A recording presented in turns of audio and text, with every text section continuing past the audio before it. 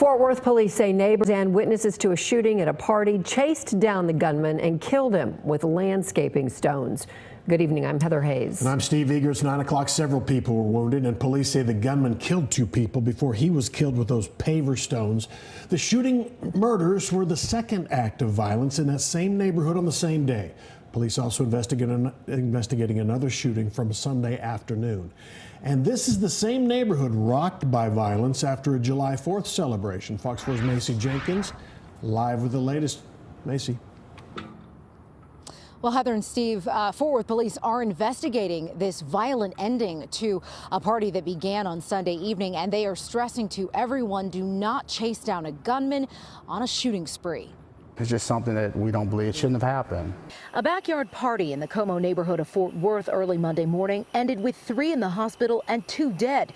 1 shot to death and the shooter stoned to death by witnesses. Tragic, heartbreaking, because it happened, because it took a life. Fort Worth police got the call just before 1 a.m. from the 5600 block of Shiloh Drive, where they found multiple victims with gunshot wounds. Investigators say it started when one person at the party got upset and left, but returned and got into an argument with several people. Then police say that person started shooting. People at the party then started chasing the shooter, who continued to fire the gun. That's when police say multiple people attacked the shooter. They were able to get stones from stone pavers from the home. They were throwing them at the shooter. They either caught him, he either fell to the ground, and at that time he lost his life, what we believe by a stone. Police described the stones as concrete landscaping bricks, and just feet away from that backyard, Fox 4 found this large stack of bricks that matched that description.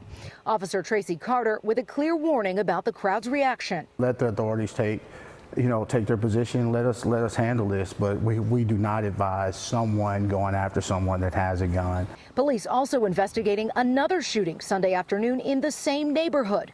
Police say a man was shot in the neck, but fled the scene before officers arrived and drove himself to a nearby hospital. We've got to do a much better job, obviously, of managing our anger, of learning to settle dispute. Community activist Estris Tucker says he worries that new Como residents don't take the same pride in or show the same concern about the neighborhood as the long-timers seem to do. We try to find ways to redeem the narrative and say this is not who we are, this is not what we're about, and continue to lift our standards and our expectations for our neighbors. Homicide detectives are still investigating and interviewing witnesses.